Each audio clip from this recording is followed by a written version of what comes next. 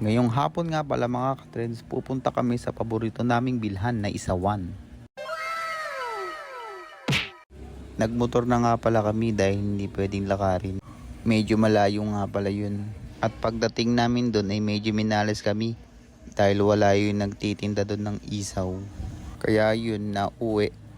Kaya naisipan na lang namin mag-logic question. Ayan, magandang hapon mga katrends. At kasama natin ngayon si Miss Azul. Ayan, kaway ka. At dahil dyan, dapat kakain kasi kami ng isaw eh. At barbecue doon sa pinupunta namin lugar. Wala. Kaya ito, ang gagawin na lang namin. Ilologic ko na lang siya. Yung pambibili sana namin ng isaw. Ilologic ko na lang sa kanya. Ayan, kaya kapag nasagot niya sa kanya to.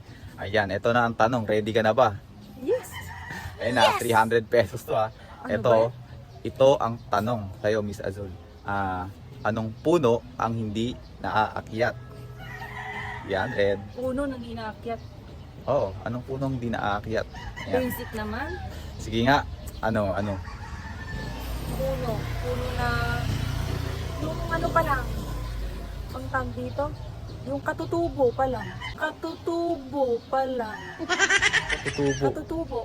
Ibig sabihin, kakasibol pa lang. Puno? Masasabi na bang puno yun? Katutubo pa lang? Puno. Puno yun kasi Ito. mayroon ng mga ano eh. Ito. Bibigyan kita ng pagkakataon. Uling pagkakataon. Isa na lang. Ito. Ulitin ko yung tanong. Anong puno ang hindi naakyat? Last Puno answer. hindi naaakyat. Bigyan natin. Sayang naman. 300. Mali ba yun? Yun lang Final answer mo na ba yun? Oo, yun ang kinakain ng utak ko eh. Hindi pa kasi ako Sayang. kailangan. Dapat nakakain talaga ako ng iso para makapag-isip ako na maayos eh. Ba yan? Wala. Lagi sarado. Sarado. Anong gagawin natin, di ba? Ayan. Ang sagot mo ay ano? Yung kakatubo pa lang. Katutubo pa. Anong kakatubo? Katutubo. Ano Yung katutubo sa kakatubo pa lang. Ayun nga pala. Ito na. Ang sagot mo ay yung kakatubo pa lang. Ayan. Dahil ang sagot mo na yun, katutubo pa lang. Mali. Di ba? Ano yan? Ayan. Mali ang sagot mo. Miss Azul, sayang ang 300. Wala ka tuloy pang merienda. Pati ako, gutom.